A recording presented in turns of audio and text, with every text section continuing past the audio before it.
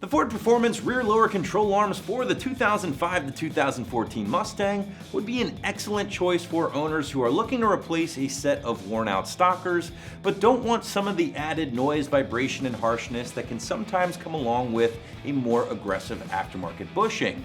Now, these arms were original factory components on the S197 GT500 along with the track pack cars and do feature a durable steel build along with those high durometer rubber bushings for around the $120 to $130 price point.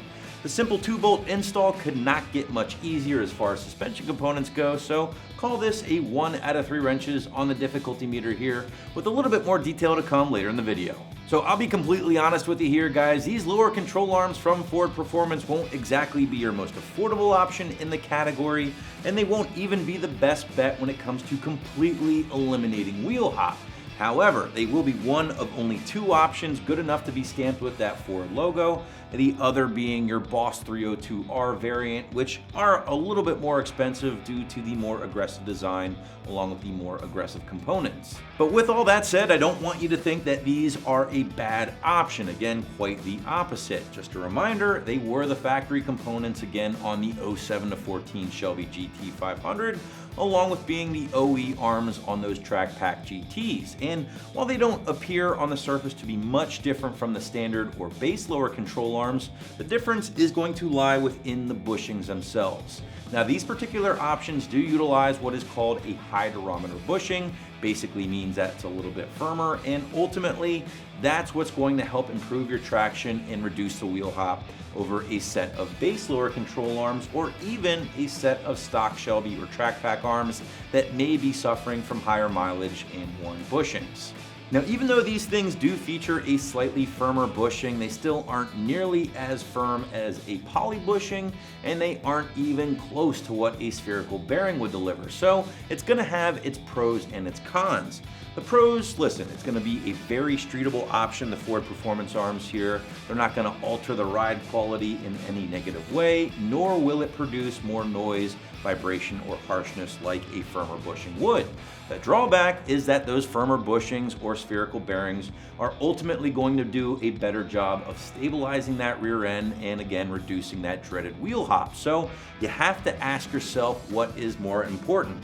If you want a quiet, more compliant, comfortable ride, these might be a better choice. Or if you want a little bit more performance, you might want to look into a more aggressive bushing. Now, if you did want a more aggressive bushing and would love to have something with that Ford stamp on it, again, feel free to check out the Ford Performance Boss 302R options, which do introduce a polyurethane bushing, and again, will give you a little bit more performance.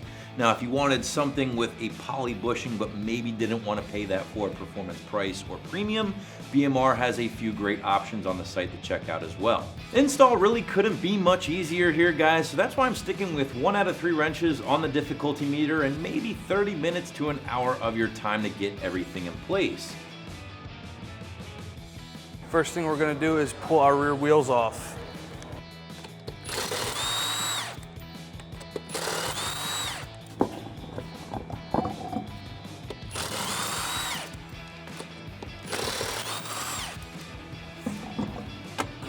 Next, we're going to remove the Ebrake cable.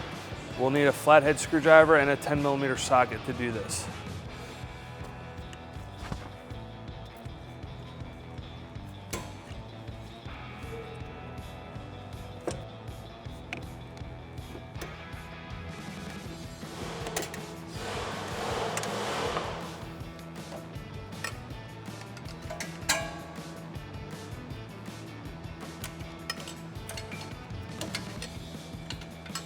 Got an 18mm ratcheting wrench here. We're going to start off by removing the front bolt of the control arm.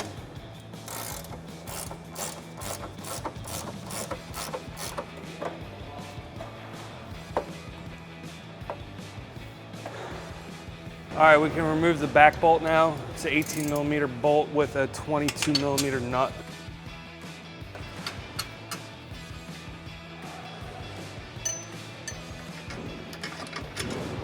We can do the same thing on the other side now.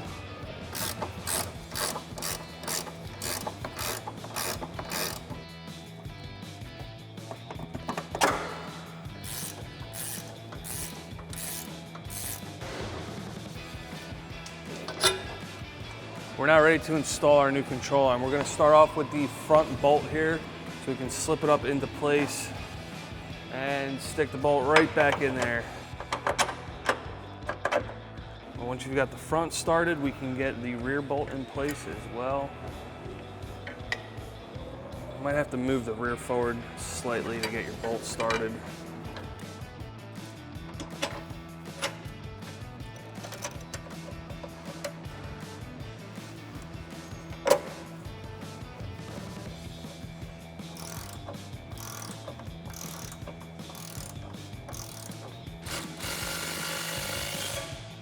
We're going to do the same thing on the other side of the car now. We'll start off with the front bolt.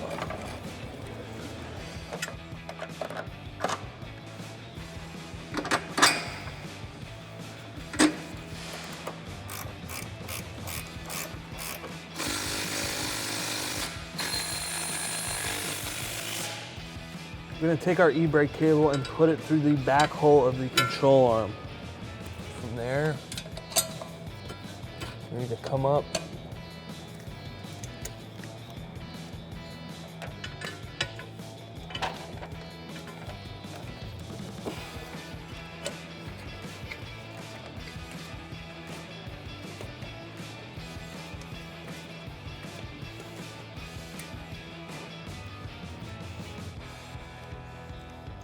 Last step here is to put your wheels and tires back on.